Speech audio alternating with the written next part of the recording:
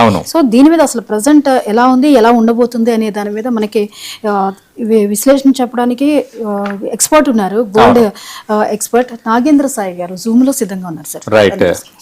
నాగేంద్ర సాయి గారు good afternoon అండి.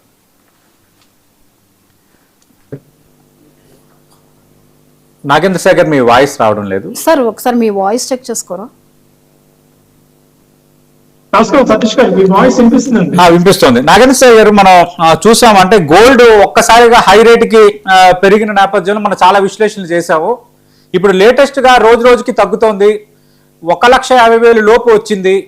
ఇప్పుడు జనాల్లో అందరిలో ఉన్న ఒక ఆశ ఆకాంక్ష ఏంటంటే ₹1,00,000 చేరువవుతుందా, ₹1,20,000 చేరువవుతుందా, ఇప్పుడు గోల్డ్ కొనుక్కోవడం ఉత్తమమా కాదన్నది అందరి ముందు తలెత్తుతున్న ప్రశ్నలు.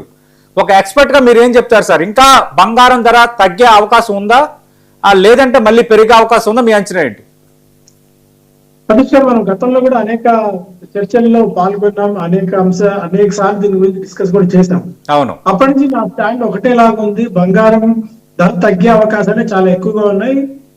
అండ్ ఇప్పుడు మనం డిస్కస్ చేసినప్పటి నుంచి దాదాపు 1,80,000 నుంచి క్రమంగా తక్కువ వచ్చి ఇప్పుడు దాదాపు 1,35,000, 1,40,000 దగ్గర ప్యూర్ గోల్డ్ ఉంది.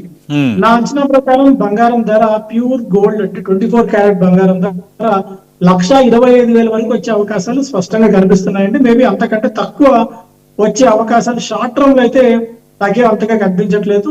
1,25,000 వరకు వీ కెన్ ప్రిడిక్ట్. ఎందుకంటే మనకి ఇంటర్నేషనల్ ఫ్యాక్టర్స్ మేజర్ గా యుఎస్ లో ఏంటంటే అక్కడ వడ్డీ రేట్లు పెంచే అవకాశం మనకు నెక్స్ట్ మంత్ లో వాళ్ళకి ఫెడరల్ రిజర్వ్ మీటింగ్ ఉంది.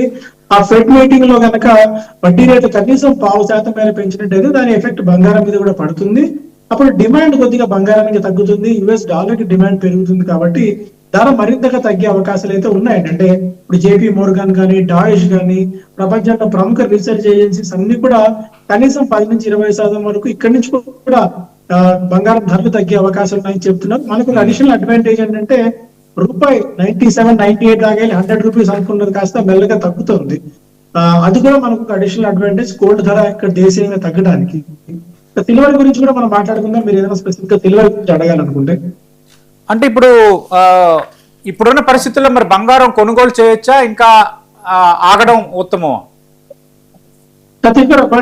నిజంగా ఇంట్లో అవసరాలు ఏదైనా ఉన్నాయి, లేదంటే మ్యారేజ్ కానీ, ఫంక్షన్స్ కానీ ఇలాంటివి పరిస్థితులు ఉన్నాయంటే మెల్లగా గోల్డ్ కొనడం అక్యుములేట్ చేసుకోవచ్చు అంటే మొదలు పెట్టుకోవచ్చు. లేదా ఇన్వెస్ట్మెంట్ గా చేయాలి, ఇన్వెస్ట్మెంట్ గా దీన్ని పెట్టుబడి పెట్టాలి అనుకుంటే మాత్రం కొద్దిగా వెయిట్ చేయడం మంచిది.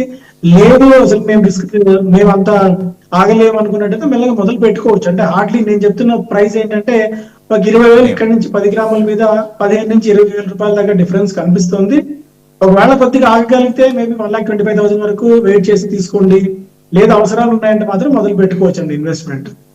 ఫిజికల్ గోల్డ్ కొనే వాళ్ళు అయితే ఆగచ్చేమో. ఈటీఎఫ్స్ లో తీసుకోవాలనుకున్న వాళ్ళు మెల్లగా స్టార్ట్ చేసుకోవచ్చు అక్యుములేషన్ ని. ఓకే, అంటే ఈటీఎఫ్స్ డిజి గోల్డ్ లో తీసుకునే వాళ్ళకి ఇది మంచి ఛాన్స్ తీసుకోవచ్చు. ఎందుకంటే మనకు దాదాపుగా పీక్ ధరలు చూస్తే దాదాపు 1,85,000 దాకా వెళ్ళింది మనకి. అవును, 1,85,000 నుంచి మనం లెక్క చూసుకున్నట్టయితే దాదాపు 45,000 దాకా తగ్గింది పీక్ నుంచి. అవును, సో మనం కింది నుంచి కూడా అదే స్థాయిలో చూడాలి. కింది నుంచి కూడా దాదాపు 90,000 నుంచి అంతవరకు పెరిగింది. సో డౌన్ సైడ్ కూడా రిస్క్ ఉంటుంది, మనం ఎప్పుడు కాదనలేదు. కాకపోతే ఏంటంటే దీన్ని ఇన్వెస్ట్మెంట్ గా చూడాలి అనుకున్నప్పుడు మాత్రం కొద్దిగా అక్యుములేట్ అయితే చేసుకోవచ్చు గోల్డ్ ఈ లెవెల్ నుంచి. నేను చెప్పినట్టు 1,25,000 దాకా వచ్చే ఛాన్సెస్ అయితే మెండుగానే ఉన్నాయి. ఓకే, ఇక మార్కెట్ల పరిస్థితి ఎలా ఉండబోతుంది? సో మార్కెట్స్ పరంగా ఏంటంటే కొద్దిగా ఒక సెటిల్ డౌన్ మోడ్ లోకి అయితే వచ్చాయండి. ఎందుకంటే ఇరాన్ వార్ మేజర్ న్యూస్ అయితే ముగిసింది. మనకి అన్నిటికంటే మెయిన్ అడ్వాంటేజ్ ఏంటంటే క్రూడ్ బాగా తగ్గింది.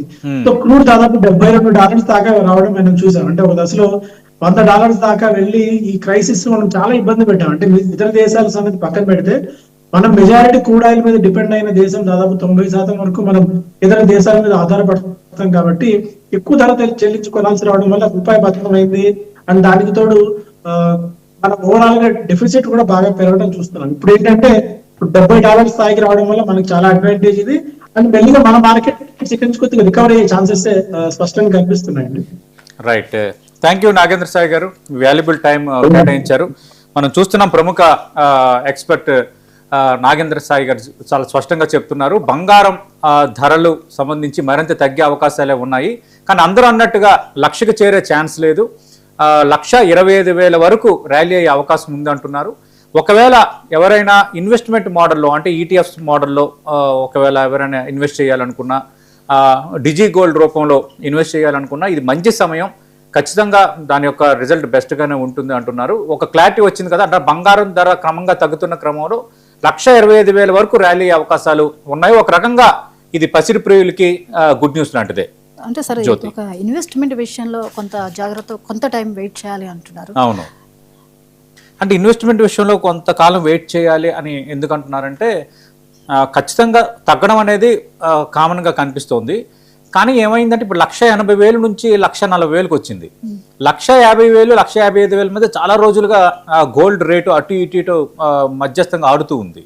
ఇప్పుడు ఏంటంటే ఎంతగా 1,40,000కి వచ్చింది కాబట్టి ఇన్వెస్ట్మెంట్ చేయాలనుకున్న వాళ్ళు ఇన్వెస్ట్ చేయొచ్చనే చెప్తున్నారు. కానీ లాంగ్ టర్మ్ ఇన్వెస్ట్ చేయాలనుకున్న వాళ్ళకి ఇప్పుడు ఇది సరైన సమయం.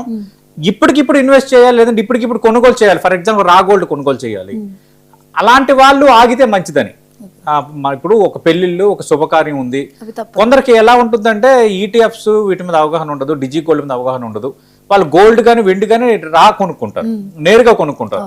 అలాంటి వాళ్ళు వెయిట్ చేయొచ్చు అని నాగేంద్ర సాయి గారు మనకి సజెషన్ ఇస్తున్నారు. ఓకే సార్, ఇక జేడీ వ్యాన్స్ అలాగే ట్రంప్ మధ్య చర్చ ఆసక్తికరమైన అంశంగా మారింది సార్.